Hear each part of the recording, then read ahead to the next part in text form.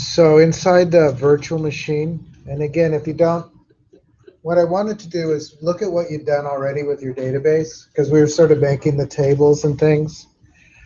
I made the tables, and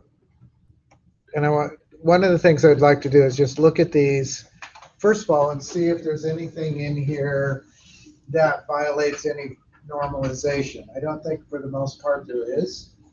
But are there any multiple fields? Are there any tables that involve more than one topic? I went and I built out a little bit farther than you guys had. I think I'm going to show you the diagram. So it's probably a little bit hard to see, but I was doing basically what was up here. But I did kind of play out a little bit. The parts that I added were like the sale detail, and the diets to go with the recipes. What diet? That diet is being like, is it gluten free? Is it high carb, low carb? That kind of thing. Does that make sense? And since a single recipe it could be more than one thing. It could be low carb and gluten free. So that's why there's sort of a linking table there. The other thing, I didn't put a lot of employee information in there because I don't think we need it for this. You probably have a separate database for the human resources. Does anybody know, the only thing I really want to talk about here is sale and sale ID, sale and sale detail. Does anybody understand why I did that? That kind of relates to normalization. It's kind of, so to some extent it's first form also, because when you have a sale, one sale can involve many items, right? So basically, like you could have one ticket that has many different dishes on it, many different items, people ordering different meals. So basically, one sale has many details. One way to look at that, and this is fairly common in the structure, is that the sale table is like the top of your receipt, that has the date and the restaurant, maybe the cashier, the employee, whatever is there. And then the detail is like the line items on the receipt. Does that make sense? One of the things I was going to have you guys do is sort of try to fill out the rest of your database, kind of following this. And again, if you see anything that it violates normal form, and I don't think you will, but you might, you can tell me. I linked the sale to the recipe. There probably should be an intervening table called menu, but I thought it would just, for now, we just link it to the recipe. We'll ignore drinks. We'll ignore all sorts of things by doing that, but the menu would probably be more than one table and probably be complicated. So I think it's just easier to do this right now. Once you've done this, once you've built this out, and I'll put this back up where you can see it. So you guys have built, what tables do you guys have? Most of you have recipe and ingredient, right? Recipe, ingredient, you might not have. I don't know, do some of you build out, whatever tables you build out, you could just build a few more. Do you want, what I want to show you is once you finish these, I want to show you how to add data. And I'm not expecting you to be done with this instantly. I just want to show you, if you get done, how to add some data. And then the rest of the time will be to work on that, and I can help you with that. Does that sound okay? You guys can always yell at me if it doesn't sound okay. All right, so this is what I did to build it out. A couple of things I want to do. I'm going to go to maybe the employee first. Now, you guys probably don't have employee. but I just want to show you a little bit of how to add data. Couple of keys about the adding data. You always have to add it to the one side before you can add it to the mini side. So you can't do sale until you have employee, and you can't do sale detail until you have sale, and also recipe. So you have to add these in. You have to do them in order, primary key to foreign key, because it depends, one depends on the other. Does that make sense? Kinda. Here's one way to add data. I'm just going to right click on employee and I'm going to say edit top 200 rows.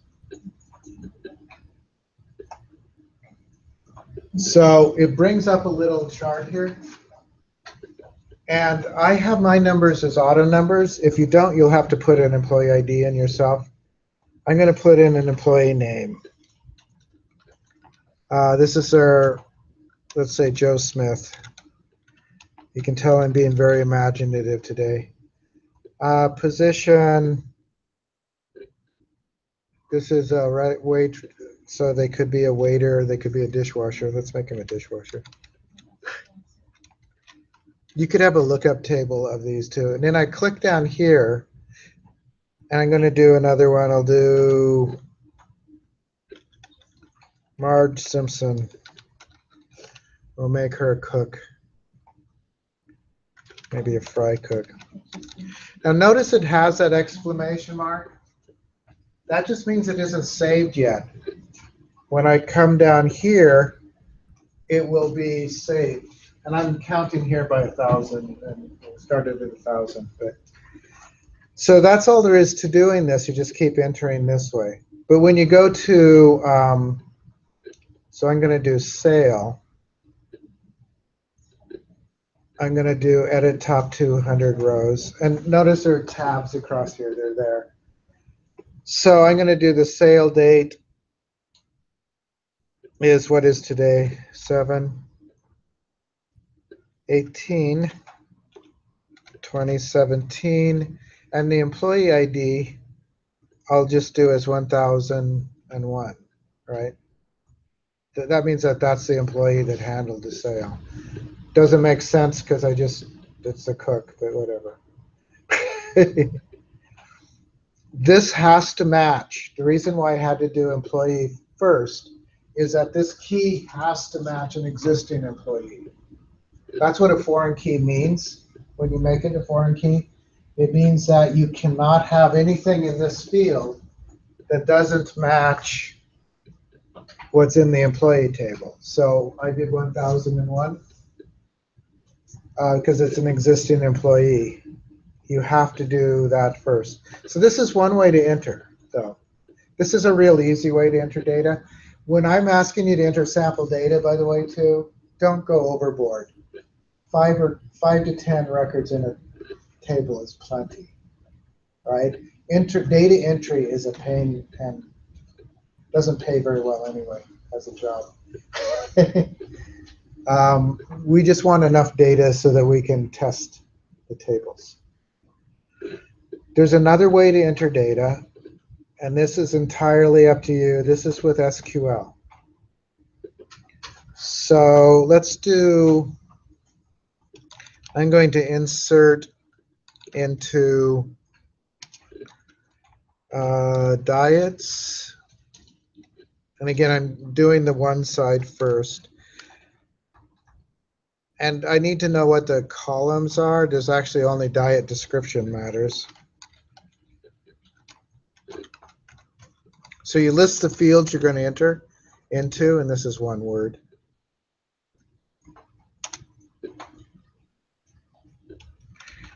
And then you do values. And the value, I'm just going to say gluten, single quotes, gluten-free. I'm going to do a comma. I'll do 2 rows here. Low carb What are other popular ones? Vegan. Vegan. Yes, that actually makes sense. Okay, so notice how I did the parentheses and the comma. When I run this, first of all, I want to make sure I'm using the right database. It isn't in Cafe, but I'm going to say use Cafe. I'll run that. That's because I didn't copy use. Okay. And then if I run this, it'll say 3 rows were affected. And if I do select star from diets,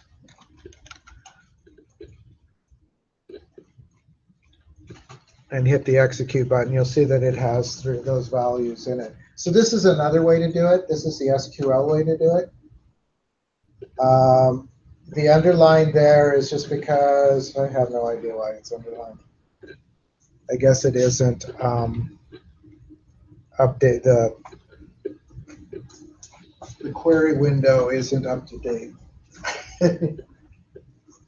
which happens sometimes. But this is another way you can do it if you want for entering things, for entering data, or you can just do the right click and edit top 200 rows. So the ultimate goal, and it doesn't have to be finished tonight, but the ultimate goal is to like get the rest of the tables in there, and then to put data in them. If you don't get done with that tonight, as I said, it's fine. Just do as much of it as you can, and I'll help. You guys remember how to do the table here? How to put this, to get stuff in here? In the diagram, you can do right click, add table, or not add, new table.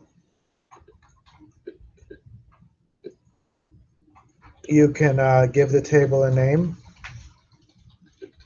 I don't know what I want to name it.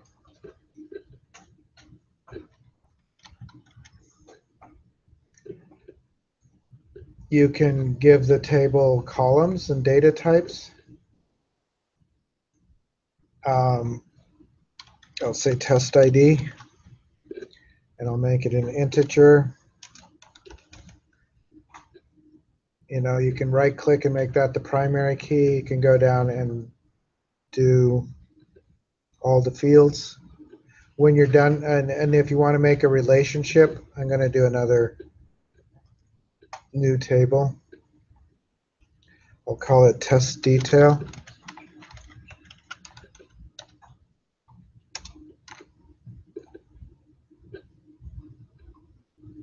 I'll do a test ID or a test detail ID. I know you can't see that. That's really tiny. I'm making it an int. I'll make it a primary key. I'm going to do a test ID, and this will be a foreign key. And I'm just going to drag from the key here. I'm going to drag down to this one, which would be the foreign key. It pops that up. It's really important when you're doing it with a drag like this that you make sure that the tables and the fields are right. Just do OK and do OK, and it creates a relationship between them. It doesn't put anything on the test ID to say it's a foreign key, but it does create the key there. If I were to save the table right, the database right now, I will. You don't need, when you build it, you don't need the test table. I'm just going to, if you want, you can go to the columns view.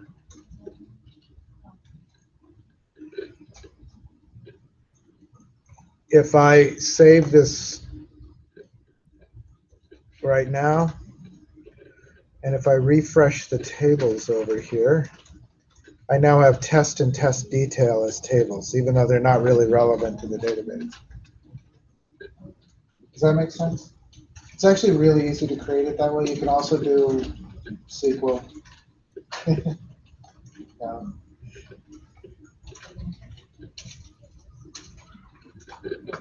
If you have trouble getting in there, let me know. So, yeah, the server name should be, I think it's just localhost. Type localhost.